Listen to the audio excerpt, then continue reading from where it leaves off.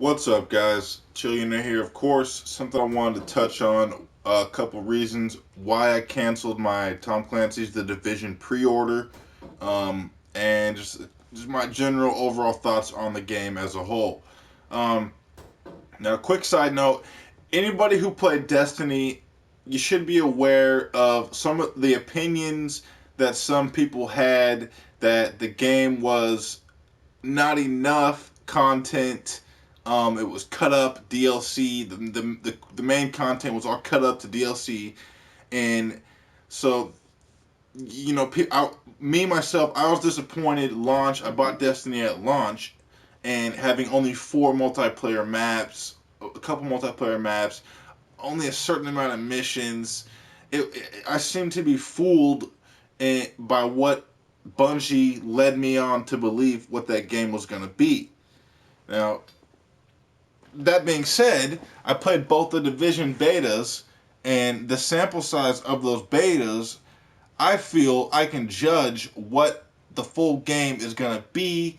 Not obviously perfectly, but a rough idea. And they have already said that with the Division, they're going to release 3 DLCs. Okay, so what I'm basically thinking is they're gonna release both the betas I played now, mind you, both the areas, the big areas. It was a pretty big area, but at the same time, it was the same enemies the whole time, same enemies. Nobody new spawning in, and it was boring. It was just pretty much just like Destiny. Now, not to say that these games aren't good games, they aren't fun games, or there's not fun to be had. But my point is, the amount of content that's there isn't enough to justify, a $60 price point. It's simply not. Especially when 6 to 12 months from now, you can buy the complete edition of Destiny with 3 DLCs that they're yet to come out with, for $60. The same original price of the launch game that had no DLCs. And that's just my problem with a bunch of these games today. There's games that prove that you can do this a right way, like The Witcher 3, for example. They came out with The Witcher 3 had, I don't even know how many hours of content. The main game itself had tons of content. Of course, it was no online. It was a great story mode, and it got Game of the Year without being a multiplayer game. Because it had so much content, and it was great. It was an amazing, beautiful game. They came out with the Hearts of Stone DLC, and I played that. I've been playing that for the past couple days. It was over 10 hours of content in one DLC, and it was fucking amazing. It was like almost a whole nother game of The Witcher. And they're coming out with the Hearts of Stone, Blood and Wine. I think Blood and Wine DLC, something like that. But they're coming out with another DLC, The Witcher for The Witcher, and it's going to be even another 10 hours of content. Now, why can't the Division give us 2/3 of the DLC that they're planning on coming out with now in the full original launch game? Because we all know good and well these 3 DLCs are about 40% at probably of what the original launch game was and should be. Those 3 DLCs are already done. They're just sitting in the freezer. They're gonna thaw them out over the couple months and toss them out to us. They're already done. It's pre-made. It's not gonna be anything fresh. Of course, they're gonna market it like it is. And you got people like, there's people in the industry. You got casuals. I consider myself a hardcore gamer, but you got people in the industry who really do have relationships with inside people, who really do have relationships with the Ubisoft developers and 2K people, maybe EA. Hip Hop Gamer, for example, which I follow him on Twitter. He follows me on Twitter. It's all good. Everybody has their own opinion. No problems with the guy. No problems with anybody's opinion on the game. This is just my opinion. He's saying the game's so amazing, it's so great.